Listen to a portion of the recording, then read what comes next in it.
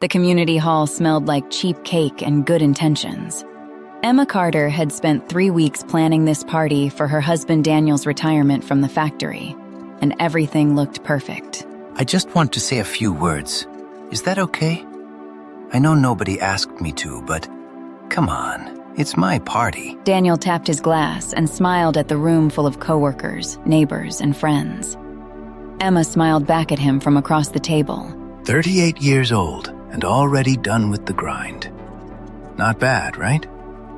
But honestly, the last 2 years would have been nothing without someone special. Emma set down her fork. Vanessa, I mean it. You made every single day feel exciting again. I don't know what I would have done without you. The room gave a polite round of applause. Guests assumed it was a nice thing to say about a coworker, but Emma was watching Vanessa's face, the way her eyes went glassy, the way her hand moved to her throat, the way she looked down too fast. And Emma noticed something else. The uncomfortable silence before the clapping started. The half-second where the room didn't know what to do. Emma was going to find out exactly what that silence meant. Emma, that was so sweet of him. You must be so proud. I am. I really am. She said it with a smile so steady that even Sophie believed it. Daniel, thank you. That really means a lot. You know I mean it. They held eye contact for just a beat too long. Emma saw it. She picked up her fork again, took a bite of cake, and began paying very close attention. Later that night in the car, Emma kept her voice easy and calm. You never told me Vanessa was such a big part of your work life. She's just a good coworker. Great energy. You know how some people just make the day go faster? Sure. What does she actually do there? Maintenance scheduling. Like me, but she does the younger side of the floor. Newer machines. So you two worked close together? Not that close. Same team. You know how it is. Right. Daniel turned up the radio a little. Emma let him. She looked upset when you thanked her. Did you notice that? She's emotional. Some people are like that when they get appreciated. You know how rare that is on a factory floor? I guess I wouldn't know. Daniel laughed like she'd made a joke. Emma looked out the window and counted the streetlights. The next Saturday morning, Emma showed up to volunteer at a small museum on the edge of town. She had signed up 3 months ago, mostly to have something of her own. The place was called the Mended Hour, a tiny museum run by an old woman who collected broken antique clocks and repaired them, one at a time. Maggie Wilson had been running the place for 20 years. You must be Emma. Come in. Don't touch that one by the door. The spring is still under tension, and it will absolutely bite you. Good morning. I'm Emma. I don't know anything about clocks. Nobody does when they start. That's fine. Most people come here thinking they're going to learn about gears. They end up learning about something else entirely. Like what? Depends on the person. Depends on what they need. Maggie handed Emma a cloth and pointed to a row of clocks on the repair shelf. These are the broken ones. Every single one of them stopped at a specific moment. Your job today is to write down the time each one shows and see if you can figure out anything about why it stopped. How would I know why they stopped? I just got here. Look at them. Really look. A cracked face means it was dropped. A bent hand means something hit it. A frozen gear means something got inside that wasn't supposed to. The clocks tell you things. You just have to be willing to hear it. Emma picked up the first clock. It had stopped at 11:47. The face had a tiny hairline crack running from the 12 to the 6. She wrote it down. She didn't know why yet, but the work felt important. 2 days after the party, Emma drove past the factory on her way home from the grocery store. She told herself it was just the route she always took. Then she saw Daniel's truck still in the lot. His shift had ended 2 hours ago. He had told her he was going to stop by to return his keycard and say goodbye to the guys. She saw Vanessa's car, too. A red hatchback with a dent in the front bumper that she had noticed at the party. Emma parked across the street and sat there for 11 minutes. Then Daniel came out, laughing at something. Vanessa walked beside him, close, touching his arm. He said something, and she threw her head back. Then they stood by his truck and talked for another 4 minutes before she walked to her car. Emma drove home, She put the groceries away. She started dinner. Hey, sorry I'm late. The guys kept dragging it out. You know how goodbyes go. I do. Did you get your key card sorted? Oh yeah, all done. Clean break. Emma stirred the soup and said nothing. In her head, she began a list. Emma came back to the museum the following Saturday. She had thought about the clocks all week. Maggie, can I ask you something? You can always ask. I might not answer right away. What do you do when you find a clock that looks fine from the outside, but it's still not working? Those are my favorites. Sit down. Maggie set a small brass clock on the table between them. This one came to me 6 years ago. Beautiful case. No cracks, no visible damage at all. The woman who brought it said it just stopped. One day it worked, the next it didn't. What was wrong with it? The mainspring had been wound too tight for too long. Little by little, the tension built up until one day, nothing. It looked perfect right up until the moment it completely failed. So you can't always tell from the outside. That's right. But here is the thing about clocks, Emma. They always leave evidence. You just have to open them up. And what if you're not sure you want to know what's inside? Maggie looked at her for a long moment. Then you're not asking about clocks. Emma looked down at her hands. No, I guess I'm not. Whatever it is, you already know something is wrong. Otherwise, you wouldn't be here trying to figure out how to look inside without breaking it further. Am I right? Yeah. Here's my advice. Don't force the case open. Let the mechanism show you. Give it the right conditions to reveal itself, and it will. What if it doesn't want to? Things that are broken always eventually show it. Always. That is the one thing I have learned in 70 years of fixing clocks and watching people. Emma had known Richard for years. He was Daniel's old supervisor, now retired himself, and he still ran a small property management business out of a cluttered office downtown. She stopped by that Monday, not to ask about Daniel, but to ask about the factory's retirement benefits paperwork Daniel claimed he was waiting on. At least, that was the reason she gave herself.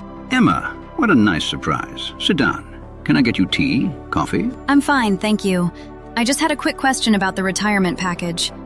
Daniel says there's still paperwork coming from HR, but I can't find anything in our email. Oh, well, HR sends it straight to the employee. Daniel should have everything. Right. He mentioned some kind of supplemental form, too. Something about signing off on a shared project? With another employee? A shared project? Yeah, he said Vanessa was involved. Richard paused for just a moment. A small, careful pause. I'm not aware of any shared project that would affect retirement paperwork, but I've been out of the loop since March. Of course, I'm probably misremembering what he said. You know, between us, Emma, I always liked Daniel. Good worker. But in his last year there, I noticed he was spending quite a lot of time on that side of the floor. More than the job required, let's say. What does that mean? It means I noticed. I didn't say anything because it wasn't my business. But you're asking, so I noticed. Emma stood up and smoothed her jacket. Thank you, Richard. That actually helps. I hope everything is all right. Everything is just fine. The following Friday, Emma suggested they have Sophie and her husband over for dinner. It was perfectly normal. They had dinner with Sophie 4 or 5 times a year. But Emma had also, very casually, mentioned it to Vanessa when she saw her at the coffee shop near the factory. She had been friendly. She had been warm. She had said it almost like an afterthought. Oh, Vanessa. I've been meaning to reach out. We're having a small dinner tonight. Nothing fancy. You should stop by. Just a few people who care about Daniel. Oh, I don't want to intrude. Are you kidding? After how much he talked about you at the party? Please. Come around 7. Vanessa came at 7:15. Emma opened the door with a full smile. You made it. Come in. Sophie's already here. She would love to meet you. Daniel's told her so much about the team. Vanessa walked in and found Sophie at the kitchen counter and Daniel in the living room, and the color drained from his face so fast that Sophie actually turned around to see what he was looking at. Vanessa. Hey, I didn't know you were coming. Emma invited me. Oh, great. That's great. Hi, I'm Sophie. Emma's told me all about the retirement party. That speech sounded so beautiful, Daniel. Nobody moved for a second. It was a lovely party. Yeah, it was great. Can I get you a drink, Vanessa? Water is fine. Emma watched Daniel cross to the kitchen, open the wrong cabinet twice, and then stand there holding a glass he didn't fill.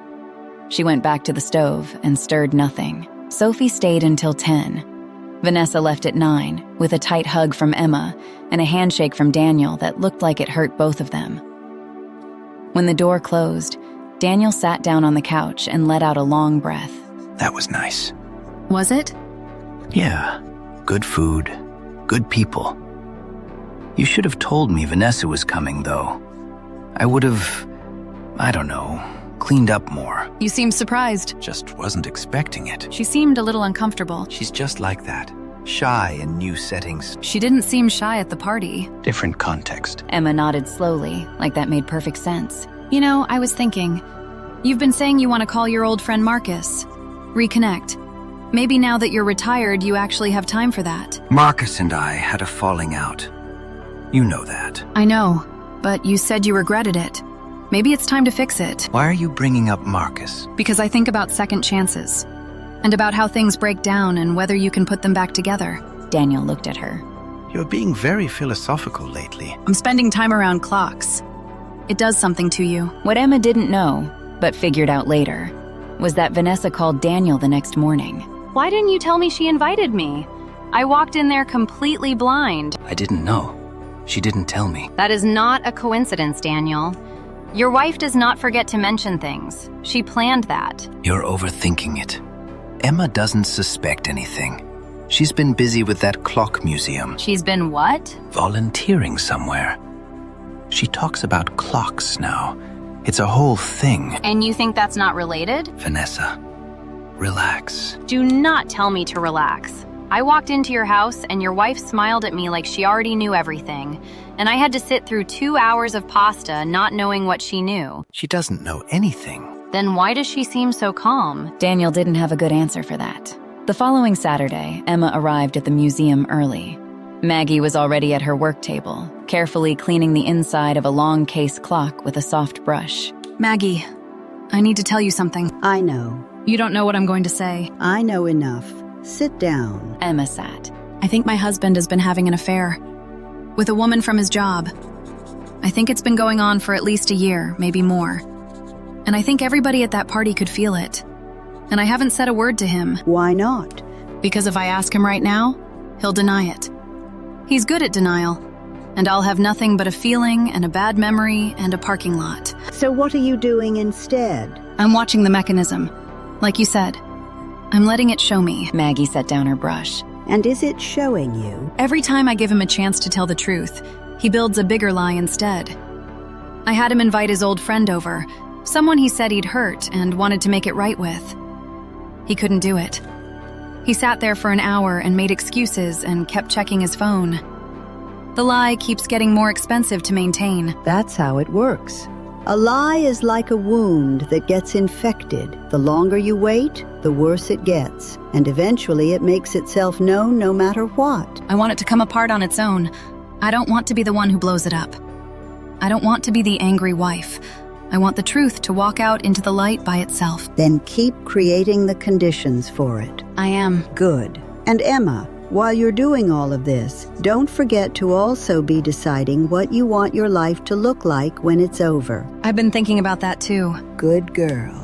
By the third week after the party, the stories had started collapsing. Emma had been keeping track. Just a small notebook, written in the shorthand she used for grocery lists, so it looked like nothing. Times, locations. Things Daniel said versus things she had quietly confirmed were not true. On a Tuesday, she asked him a small, simple question. Where were you yesterday afternoon? I tried to call around too. I was at the hardware store. Phone was in the car. Which one? The big one on Route 9. Right. What did you get? Just bolts. For the shed. Emma nodded. She had driven past the hardware store on Route 9 at 2:15 on Tuesday. His truck had not been there. She wrote it down. 2 days later. Did you talk to Vanessa at all since the dinner? No. Why would I? No reason. I just felt bad she seemed uncomfortable. I thought maybe you'd checked in. No, I haven't talked to her. His phone buzzed on the counter. He picked it up too fast. Emma had seen the name on the screen before he flipped it over. She didn't say anything. She wrote it down. The crack that broke everything open did not come from Emma. It came from Vanessa. 3 weeks of tension and paranoia had built up in her until she did the one thing Daniel had told her never to do. She called their shared coworker Marcus to find out if Daniel had said anything about ending things. Marcus, as it turned out, was not good at keeping secrets. He called Daniel immediately. Daniel came home that evening, looking like a man who had just checked his own pockets and found them empty. We need to talk. Okay, I have to tell you something, and I need you to let me get through it. I'm listening. Vanessa and I... It wasn't nothing. I mean, it started as nothing, but it became something. And I know that's not okay, and I am so sorry, Emma. Emma looked at him for a long time. How long? About a year. And the party speech? Daniel looked at the table. I know how that looked. I wasn't thinking. You weren't thinking. For a year. Emma. I know about the parking lot after your last shift. I know about the Tuesday you said you were at the hardware store. I know she called you after the dinner because she was scared. I have been watching your story fall apart for 3 weeks, Daniel. And I let it fall because I wanted you to be the one who finally told the truth. You knew. I suspected. And then I knew. And then I kept waiting to see who you actually were. The room was very quiet. What do you want me to do? I don't know yet. I've been spending a lot of time with broken clocks lately. You learn a lot from something that has stopped working. I can fix this. Maybe. But first, you have to understand what you broke. In the days after Daniel confessed, Vanessa found out that he had told Emma everything. She had expected him to protect them both a little longer. She was wrong. You told her all of it? She already knew most of it. So you just handed her the rest? What about me? What about you, Vanessa? This was always going to end. I can't believe this. You said you were going to handle it carefully. I did handle it. You handled it by throwing me under the bus the second you got scared. That is not what happened. You spent a year telling me Emma didn't pay attention to you, that she was always distracted, that she never noticed anything. I was wrong about her. That is the first honest thing you've said to me in weeks. She hung up. He called back twice. She didn't answer. The Mended Hour held its annual exhibition on a Saturday in early November. The small museum was packed, which meant about 40 people standing between the display cases and sharing cups of cider. Maggie had asked Emma, weeks ago, to present one of the restored pieces she had worked on during her time there. Emma had been restoring a small carriage clock, a battered silver case with a cracked face and a frozen movement, for 6 weeks. It had stopped at 6:22. She had never found out why it stopped at that particular moment, but she had fixed it. It was running again. Maggie introduced her. This is Emma Carter. She came to us 2 months ago saying she knew nothing about clocks. What she actually knew was a great deal about patience and about paying attention and about what it means to take something broken and decide it still has value. Emma? Emma stood at the small table with the clock in her hands. This clock stopped at 6:22. I don't know when. I don't know what day or what year or what was happening in the room where it sat when the hands froze. But someone kept it. They didn't throw it away. They put it somewhere safe, and eventually it ended up here. Maggie told me on my first day that every broken clock tells a story about the moment it stopped. I thought that was about mechanics. It's not. It's about the decision you make after the stopping. Do you leave it frozen? Do you throw it out?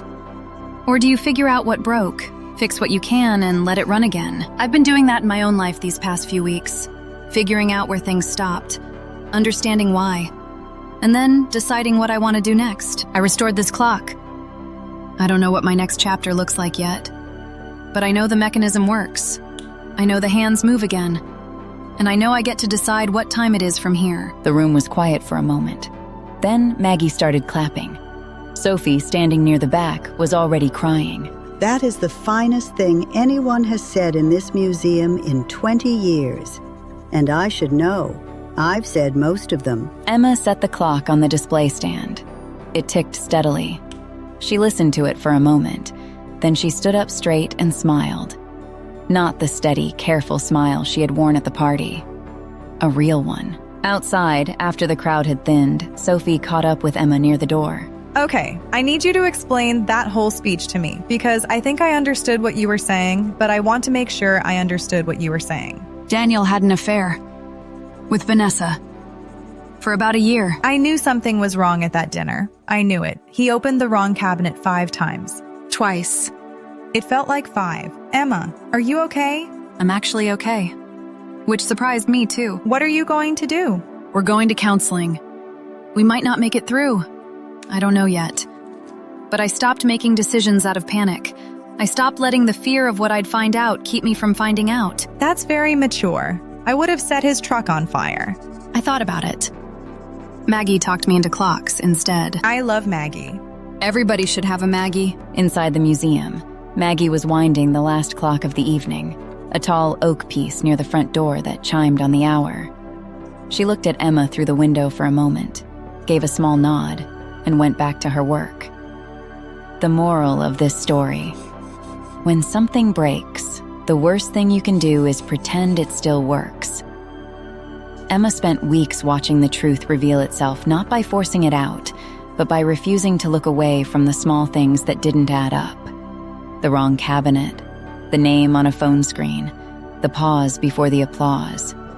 She didn't let fear make her quiet, and she didn't let anger make her reckless. She did something harder. She paid attention. She built her strength, and she decided in advance what kind of person she wanted to be when the truth finally walked into the light. The clock in that museum didn't start running again because someone wished hard enough. It started running because someone did the patient, careful work of understanding what had actually gone wrong. If you are carrying around a moment in your life where something stopped and you don't know why, look closer. The evidence is there. And whatever you find, you get to decide what time it is from here.